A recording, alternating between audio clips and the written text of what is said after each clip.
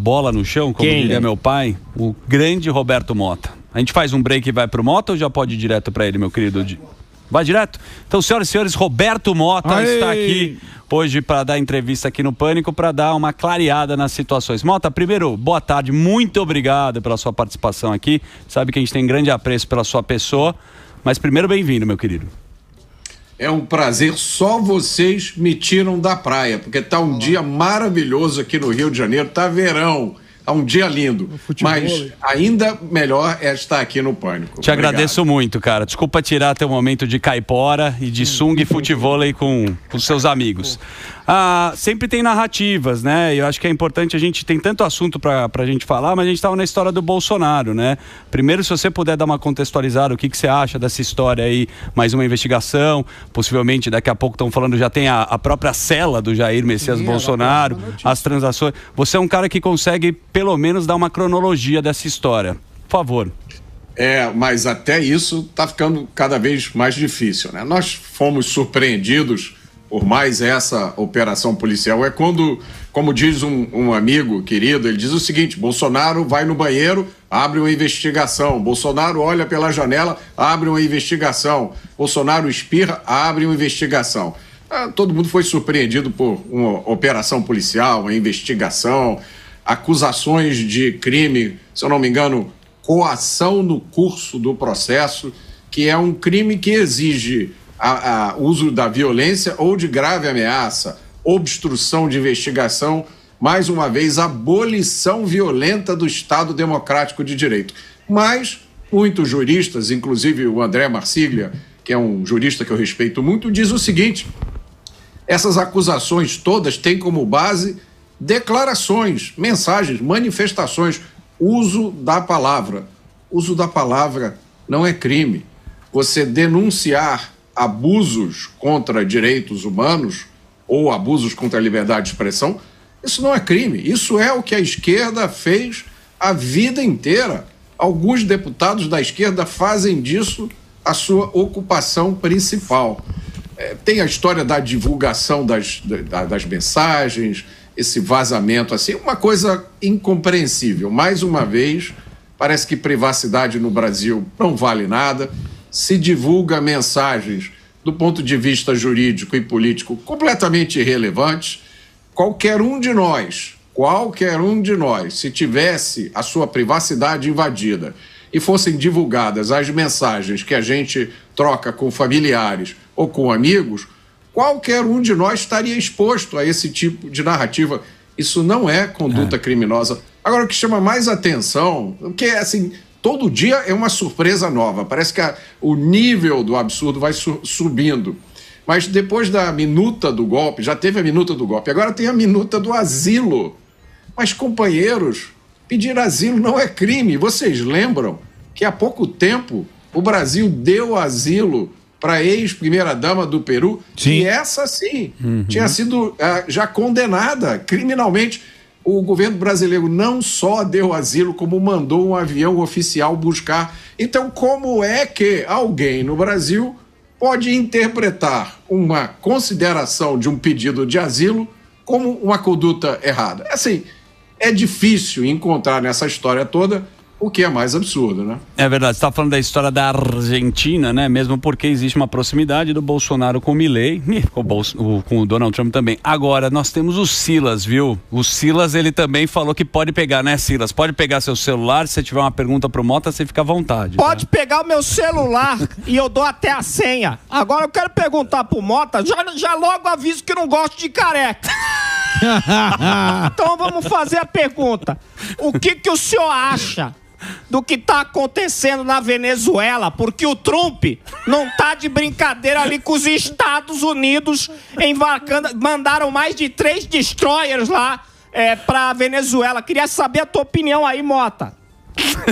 Olha, teve uma notícia hoje no Jornal da Manhã de que esses navios estariam voltando para os Estados Unidos. Parece que por causa de um furacão que tem aí na área, enfim. O fato é que realmente os Estados Unidos enviaram forças navais para o Mar do Sul do Caribe com o objetivo declarado de enfrentar os cartéis de drogas latino-americanos.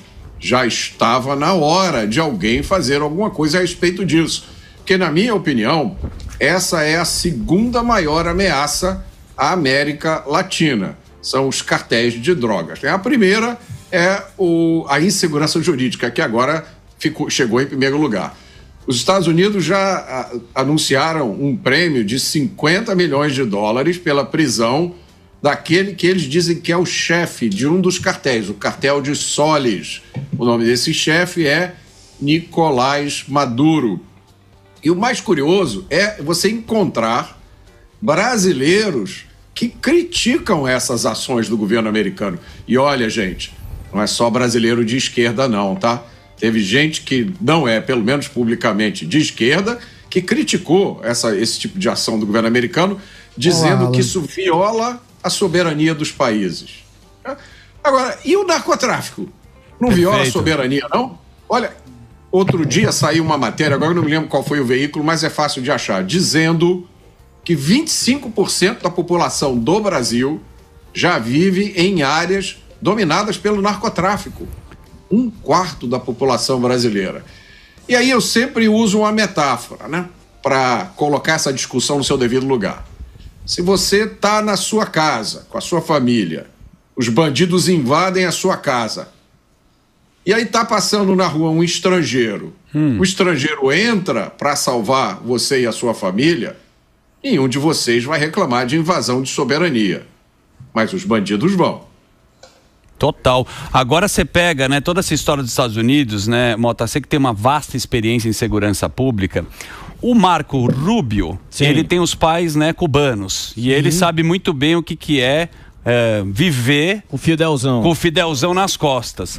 Você acha que essa história... E as declarações recentes dos Estados Unidos é o narcotráfico, narcoestado. O Brasil também vive isso e já foi declarado, inclusive, para os Estados Unidos, né? Das nossas facções criminosas. Isso você acha que pode se estender ao Brasil? A gente está falando da América do Sul e eles estão atentos. Uma hora pode bater aqui. Eu não tenho dúvida nenhuma, Zuzu. Imagine a quantidade de informações que o Marco Rubio não deve ter lá nos arquivos do Departamento de Estado sobre tudo que aconteceu na América Latina nos últimos anos. Muita gente acha que os Estados Unidos tomou uma decisão de ignorar essas coisas e nada vai acontecer. Não é verdade. O que acontece é que durante o governo de Joe Biden, outras coisas aconteceram nos Estados Unidos e se tirou o foco dessa discussão. Mas mesmo nos Estados Unidos, em termos de política interna, a batata está assando para muita gente.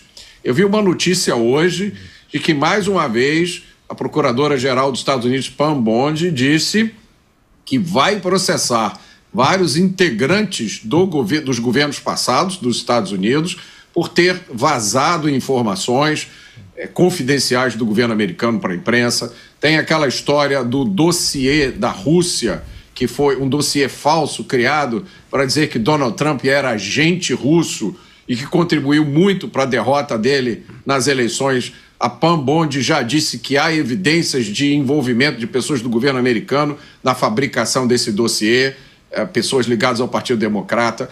E aí, quando eles começarem a olhar tudo o que aconteceu na América Latina nos últimos anos, vale lembrar, os Estados Unidos têm as agências de inteligência mais poderosas do mundo. Eles têm a NSA, National Security Agency, se não me falha a memória, que consegue interceptar comunicações no mundo inteiro. Então, eles devem ter um caminhão de informações sobre todas as ligações entre o narcotráfico e a política na América Latina. Eu tenho certeza que é suficiente para deixar muita gente dormindo mal por muito tempo. Sem dúvida. Diga lá, Gani. Mota, prazer falar contigo, meu amigo, meu companheiro aí de algumas bancadas. Seguinte, uma das promessas de campanha do Trump é justamente os Estados Unidos deixarem de ser essa espécie de polícia do mundo, se voltar mais para os problemas internos. Nesse caso da Venezuela, como é que a base do MAGA receberia uma possível invasão norte-americana na Venezuela? Gani, excelente a sua pergunta, porque esse é um pedaço desse quebra-cabeça que é preciso ser colocado no lugar. O Donald Trump está dizendo o seguinte: a razão por trás de tudo que ele está fazendo é segurança das fronteiras. Ele diz, olha, não adianta você botar um monte de fiscais, de tropas na fronteira dos Estados Unidos, se você tem cartéis na América Latina operando uma máquina para colocar gente e drogas dentro dos Estados Unidos. Então, vale lembrar que uma das primeiras medidas de tarifa que o Trump aplicou foi contra o México e o Canadá, porque ele disse, esses dois países não estão ajudando a combater a epidemia de fentanil, que mata mais de 100 mil americanos por ano. A mesma coisa em relação à China. Em relação à Venezuela, a mesma coisa. O recado é claro. Lembrar de novo a história do Trem de Aragua, que é uma facção criminosa com origem na Venezuela e que operava nos Estados Unidos em alguns lugares quase de forma igual ao que as facções fazem aqui no Brasil. Então, o recado é muito claro. Se vocês não pararem de ameaçar os Estados Unidos vão atrás de vocês. E eu tenho certeza, Gani, que há muito mais acontecendo por trás que a gente não tem acesso. A grande mídia não recebe essas informações.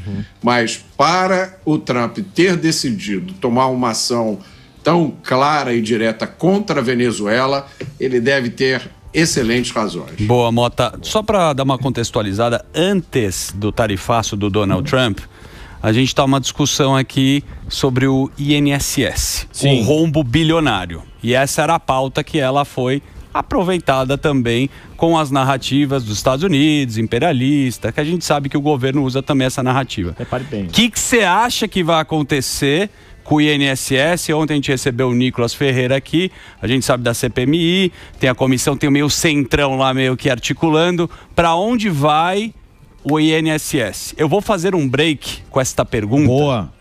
E o Mota continua com a gente. Eu pergunto para você, que está escutando e assistindo a gente, para onde vai o rombo do INSS? Daqui a pouco, no Globo Repórter. Então a gente vai fazer um break aqui e daqui a pouco a gente volta. Boa. Bom, essa é a minha pergunta, Mota. E aí? Não teve nada? Cadê o dinheiro? Esse escândalo é o deboche do deboche do deboche com o povo brasileiro. Mais um escândalo de corrupção, mais um escândalo que aconteceu na frente de todo mundo. Esse escândalo só aconteceu porque o próprio Congresso Nacional fez modificações na lei que permitiram que essas autorizações de desconto não fossem verificadas todos os anos. Então, até pouco tempo atrás, eu diria, e disse várias vezes isso, eu não tenho nenhuma esperança de que as pessoas responsáveis por isso sejam punidas. Não tenho, né? Eu sempre disse isso. Aconteceram outros escândalos semelhantes, nada aconteceu, as pessoas continuaram fazendo isso, estão aí na vida política e no poder.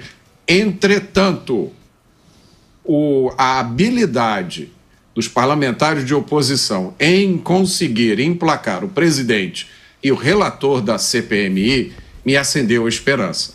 Eu pensei aqui, olha, se os deputados da oposição, pelo menos a maioria deles, entender a gravidade do momento que a gente está vivendo, entender a oportunidade que se criou neste momento, em que o mundo inteiro agora virou os olhos para o Brasil, está prestando atenção ao que está acontecendo aqui. Se esses parlamentares decidirem gastar menos tempo em rede social, buscando like, e gastar mais esforço e tempo fazendo o trabalho, como fizeram com brilhantismo para eleger o presidente e o relator da CPMI. Se eles decidirem fazer isso, aí eu reconsidero a minha posição. Eu acho que existe a oportunidade dessa CPMI ser um marco.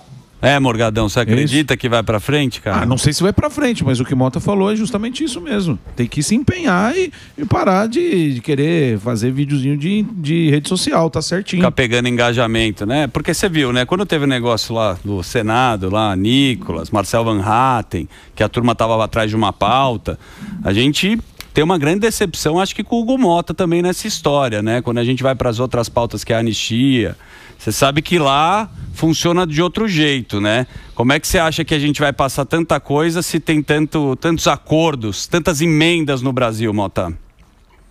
Eu acho, eu sempre defendo isso, que política deve ser feita com convicção. É evidente, tem hora que você tem que conversar, negociar, fechar acordo, mas você, na política, você não pode plantar uma semente de tomate e achar que vai nascer uma bananeira. Não vai. E é fazer a gente de bobo. Eu vejo que alguns parlamentares gastam tempo convencendo a gente que tem chance que isso pode acontecer, depois gastam tempo explicando por que não aconteceu. Não faz sentido nenhum, né? Não faz. Fala lá, Sami. Mota, queria te perguntar agora em relação ao mercado financeiro, pelo seguinte, a gente teve a imposição da lei americana, após disso tivemos declarações do Flávio Dino, também em seguida declaração do Moraes. Os bancos aparentemente estão numa encruzilhada. Se ficar, o bicho pega daqui, se sair, o bicho come de lá. O bicho come. O que você acha que vai acontecer? Porque eu não consigo vislumbrar um caminho que seja harmonioso daqui para frente. Eu queria a sua análise. Eu também não vejo nenhuma harmonia, não, sabe? Mas eu tenho um ponto de vista um pouco diferente. Eu acho que os bancos não estão numa encruzilhada. Eu acho que a única alternativa que eles têm é obedecer à lei Magnitsky. Vamos trabalhar aqui com um cenário em que eles resolvem obedecer à lei Magnitsky. Eles seguem o que a lei diz, não permitem que as pessoas sancionadas tenham contas. O que vai acontecer com os bancos? Eu realmente não sei que medidas serão tomadas contra os bancos para puni-los por ter obedecido à lei Magnitsky, que eles precisam obedecer se quiserem continuar pertencendo ao sistema financeiro internacional. Eu não sei responder essa sua pergunta, mas eu sei responder o outro cenário. Se eles desobedecerem à lei Magnitsky, provavelmente eles vão ficar de fora do sistema financeiro internacional. Eles vão deixar de ter acesso ao mercado de crédito no exterior. Provavelmente os seus executivos, seus gestores vão sofrer sanções também. Isso atinge o coração do sistema bancário, que é o financiamento. E tem mais um aspecto, Sami, que eu vou provocar vocês. O que vocês acham que teria acontecido numa situação em que, imagine que o pivô dessa história não é alguém do Estado brasileiro. Imagine que alguém, um particular, um cidadão comum, começou a criar uma confusão que poderia levar ao pânico no sistema financeiro. O que vocês acham que teria acontecido com uma pessoa que fizesse uma coisa dessa no Brasil? Essa pessoa hoje já teria vários inquéritos, já teria sido presa, provavelmente, tido suas contas de rede social bloqueadas. No entanto, o que a gente está vendo hoje no Brasil é uma sensação em muitas pessoas de pânico. Eu acalmei muita gente nesses últimos dias. Eu disse, olha, a situação do Brasil é grave, realmente eu nunca vi uma situação parecida, mas isso não é motivo para ninguém entrar em pânico. O sistema financeiro não vai quebrar amanhã. E muita gente, eu vi de uma senhora de idade, eu quase fui ao banco tirar o dinheiro e levar para casa. Isso aí, você sabe, né, Sami? É a pior coisa que pode acontecer com o sistema financeiro. Esse tipo de quebra de confiança. E de onde está havendo essa quebra de confiança, né? Isso é que é o mais absurdo no Brasil. Muita gente entra nessa discussão, levanta hipóteses e não percebe que está passando uma mensagem terrível para as pessoas. Você imagina se as pessoas começam a fazer isso, né? Então, a gente tem uma responsabilidade muito grande de explicar o que está acontecendo. Realmente, o Brasil está passando por uma situação institucional gravíssima, mas nós temos um sistema financeiro, do ponto de vista de gestão, maduro, que entende muito bem o que tem que fazer em termos de compliance, Embora politicamente, às vezes, faça umas escolhas que eu não consigo entender. Mas do ponto de vista de cuidar de dinheiro, eu não tenho nem dúvida que eles vão saber qual é o único caminho que eles podem tomar. Boa, diga lá, Gani. Ô Mota, você que coloca a situação de uma maneira sempre muito clara, agora um desafio para você. Quem que vai ser o candidato da direita em 2026? Tá mais pro Tarcísio, alguém da família Bolsonaro? Qual que é a tua avaliação? Isso tudo, eu acho que a gente tem dois cenários aí, né? Um cenário é um Bolsonaro podendo concorrer. Se Bolsonaro tiver os seus direitos políticos restaurados, direitos esses que, na opinião de muita gente, inclusive eu, ele nunca deveria ter perdido, eu acho que não há outro candidato. Principalmente porque não existe político no Brasil que hoje chegue aos pés de Jair Bolsonaro em termos de popularidade. Isso não é uma opinião, nem um desejo, isso é uma constatação. Agora, se Jair Bolsonaro não puder concorrer, eu tenho a impressão que hoje, considerados todos os fatores, Tarcísio de Freitas seria a escolha natural. Agora, se Tarcísio de Freitas, se Bolsonaro não pode concorrer, e Tarcísio diz, eu prefiro um segundo mandato no governo de São Paulo, Amém. Aí, meus amigos, como se diz em inglês, all bets are off. E eu não tenho a mínima ideia do que pode acontecer. O palpite de vocês é tão bom quanto o meu. Não, a gente vê que tem agora, né, uma iniciativa da direita se movimentar. O próprio Zema já levantou a mão, né? Verdade. Inclusive, paguei todos os servidores das Minas Gerais. Boa. Mas a turma gosta de montar um time. E você é um cara que é especialista. Tá bom, vamos lá. Tarcisão ficou no governo. A gente tá falando Zema e sabe que também Ratinho Júnior. Ratinho Júnior, a Faria Lima do Samidana tem gostado do discurso do Ratinho Júnior. E ele tá bem ativo, hein? E só pra dar uma pimentada aí, Mota, que é sexta-feira, o dia da gente colocar um pouco mais de dendê no acarajé, que você já foi pra Salvador, que eu sei que você gosta de uma micareta, nós temos também Eduardo Bolsonaro. Tem Eduardo Bolsonaro? Ou não temos Eduardo Bolsonaro? Eduardo é um nome pra você? Interrogação. Claro. Eu não tenho, nunca tive contato próximo com o Eduardo, mas eu já estive com ele algumas vezes.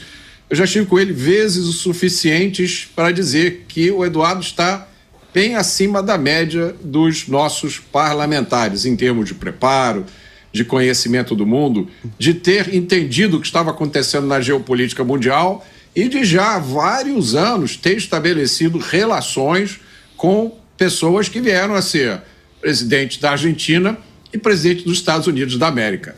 Isso aí não é pouca coisa. Agora, veja que maravilha esse cenário que vocês pintaram. A chamada direita, que depois a gente pode até falar sobre o que é ser de direita, mas vamos falar assim, as forças políticas que não são de esquerda têm uma bela lista de candidatos.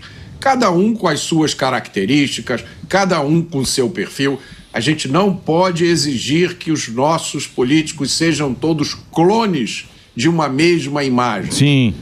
Cada um tem os seus pontos fortes, os seus pontos fracos, mas vocês rapidamente aí já listaram vários nomes que eu acredito sim, em determinados cenários são opções, tanto para o ano que vem quanto para anos vindouros.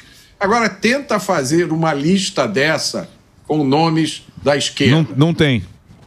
Pois é uma alegria isso, eu acho. Também. Boa. Por isso que eu falo que se organizar direitinho, a esquerda nunca mais volta. É só organizar direitinho e combinar todo mundo. Se organizar tudo direitinho, todo mundo transa. O nosso Roberto Mota vai pra praia porque ainda são 5:1. Sim, a hora é a hora que do futebol. Do futebol. Roberto Mota, nosso grande colega, muito comentarista, a gente adora a sua participação aqui. Sextou, Mota, obrigado aí pelo seu tempo e pelas suas mentes, pelas suas palavras brilhantes aqui. Muito obrigado, um abração para vocês. Valeu. Boa, Mota. Roberto Mota na programação da Jovem Pan. Muito bom.